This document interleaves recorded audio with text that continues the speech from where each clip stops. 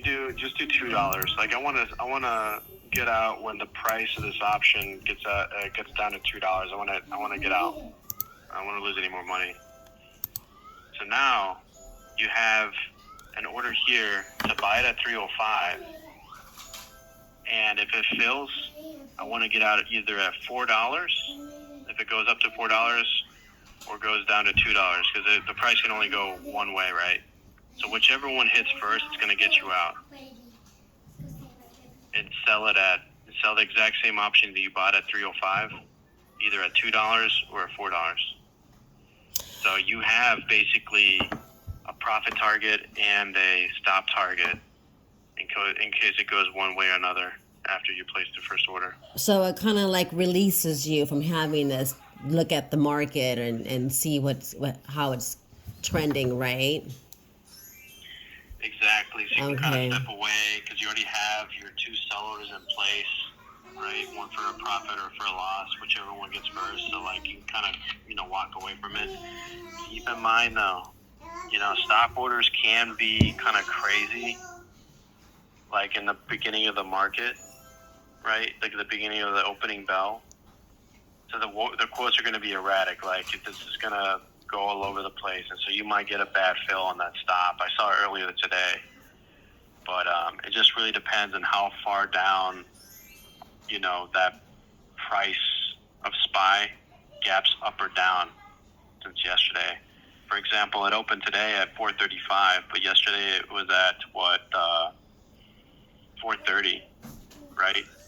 It could have opened at 435, and yesterday was at 430, and so like there could have been a huge price difference for your options, and you could have triggered this prematurely. Like it could have gone down to, like, say, example, it went down to $1, right? Your stop would have triggered right away, and you would have got to fill that $1, and then later on, it kind of levels out, and it's trading around 190, 205, 210, right? So that's something you kind of have to take in mind too. But in other words, like this is still pretty solid to kind of like see what happens throughout the intraday. So like, okay, yeah. So kind of, okay. So let's see how it says price is $3, right? So we're saying to go ahead and do a call at $3, but it's not nowhere near $3, right? So it wouldn't have purchased it, or right? Or the strike type, right? So the strike, where you look? Oh yeah. So the strike price is 440, but yet it didn't even hit 440. It only like you said, it opened at 435. Well, right. But we're just talking about the price of the option, not the underlying. Okay, so the focus is just the price of the option. Okay, so right here. Okay, so you said it opened at 435. So what does that equate to over here in pricing then? Like when you... Well, I was just kind of... Earlier when you... kind of saying, like... Go ahead. I'm so sorry. Like earlier when you were telling me click on the 440, oh, it's this number here. Yeah, that's the strike price. Right. That's the strike. Yeah, but now he's looking at the price over here. Right, so at 440, it's 297, right? Yeah, so he was saying down here at the price, if you wanted, the limit order was 297. Yeah, 297 for 440. Yeah. Exactly. So then I was talking about the price of the 440 strike at 297. Yes. Oh, okay. So you can tell, because sometimes I'm trying to figure out also too, how do you know what the price is for the strike? But now right here under option chain, you can tell the actual price, and that's how you're able to put in the order, to buy and sell. So, but now also too, because I know with contracts they expire the next day, but I know you can extend the expiration date, right? You can roll it. Yeah, because even like right here in the TIF, because where it says day, that means the end of day. But if you click on there, it tells you you can do good till cancel on these. Oh, good to cancel. So. Good to cancel lasts up until the expiration date if it's soon. Okay, but For example, like, yeah. but the expiration date though, is that set by us? Are you talking about the expiration of the order, like how long the order is going to last? Or are you Yeah. talking about the contracts? Okay, there's two separate things. So the contract then, right? Because the contracts are the ones that are the day, but that's the contract. You can extend the contract, right? The contracts, you can what's called a roll. So like once you're already in it, right, you can do what's called a roll. Basically, all it is just closing out the old one and going into the new one. Yes. You might have to pay a little bit, or you might have to pay for a little bit. You might actually receive money depending on what's going on, where you're rolling it to, and how much it is. Most often, if you're buying something and you're trying to roll it, you've already lost some value there. So the one that you're going to be Yes. purchasing is usually worth more than the one that you're trying to sell. So that's why you have to pay a little bit more. So you're not really extending it out without actually paying. All you're doing in one transaction is selling the old one and buying the new one. Okay, because I remember I was in a contract trade and it wasn't going in my favor. And I called and they said, "Oh, well, we can extend that for it to end the next day, and the next day, the end of next day." And I was like, "Oh," so they helped me out with that. Gotcha. Yeah, but that's Yeah, not. the orders themselves is what I was referring to. Yeah. Like good till canceled. Yeah. Which just means like if this order didn't fill today, like right Yeah, now, and yeah. you put in a price that was lower, Yeah. it would just last up until the expiration of this contract, November 17th. Yeah.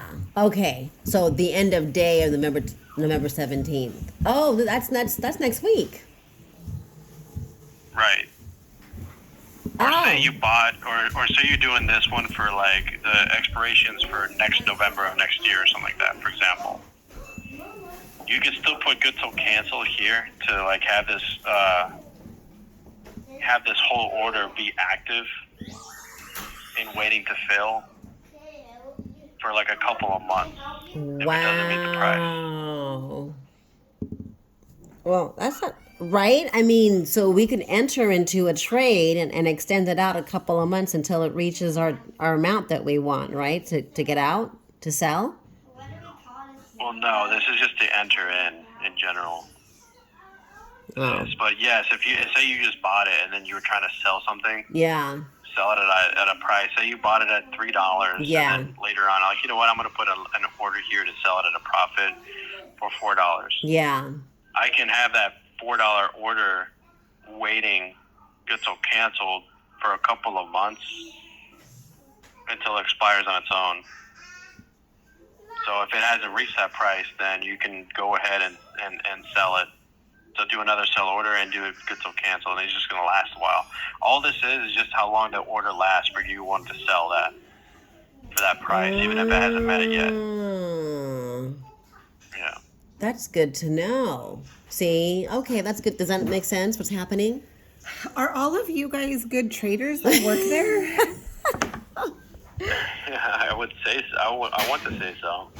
That We is- have all this knowledge and stuff, but we can still be wrong on like what direction it's going. Oh yeah, that makes sense because I mean, right? You can analyze as much as you can, but then still the market it's unpredictable, right? But yeah, Right.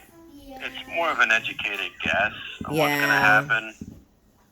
So yeah, our hopes is that we are right just based on past information and all the stuff we're analyzing. yeah. Because my niece was entering in a trade, and she's like, "Well, wait a minute. The past couple of days or so, this was the highest, but she did 90 days, and it went as high as 450, and right now it's at 439." I go, "Oh, so it could go higher, right?"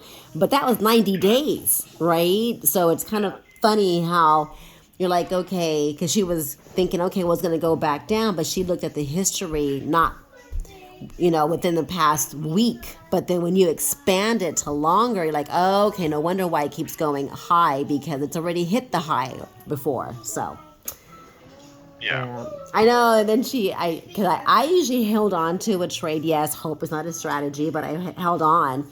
She's like, you're not supposed to hold on to a trade that long. I go, I know that, but I do sometimes, and it does reverse in my favor, So, but you're right.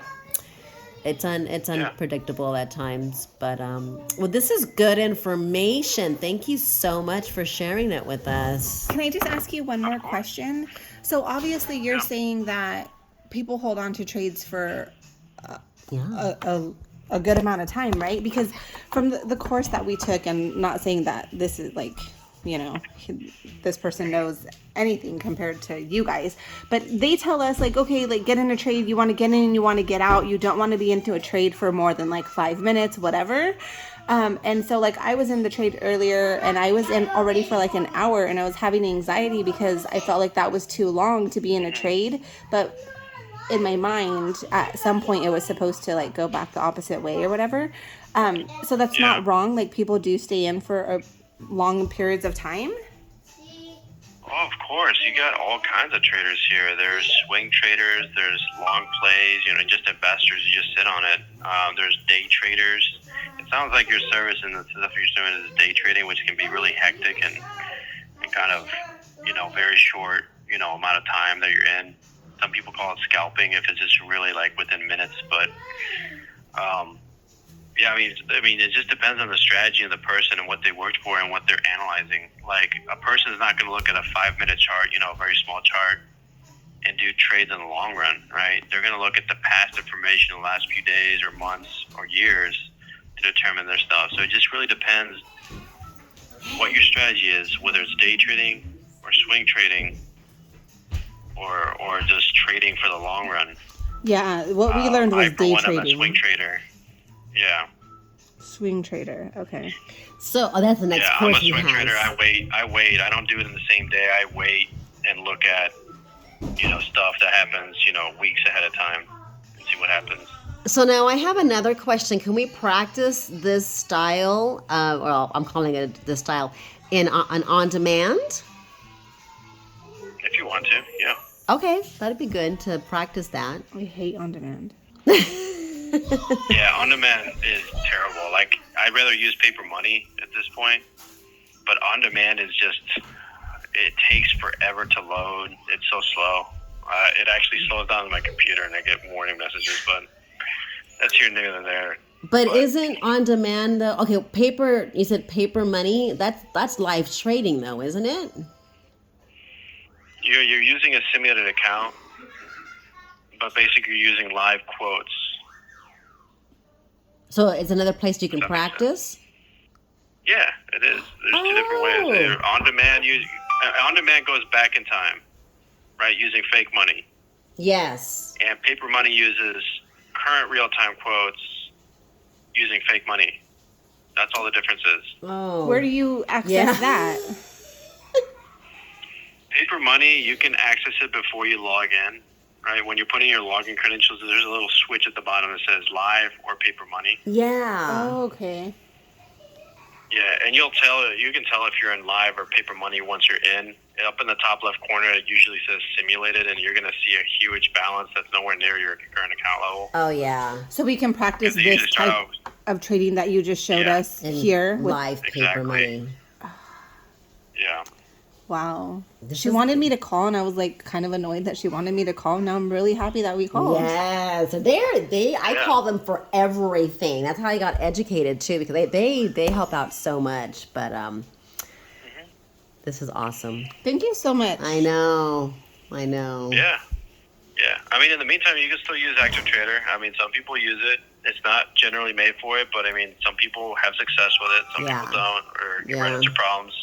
That's fine. Yeah. The main thing is just to get more mechanical, like, training on how to use the different tools, how to use it.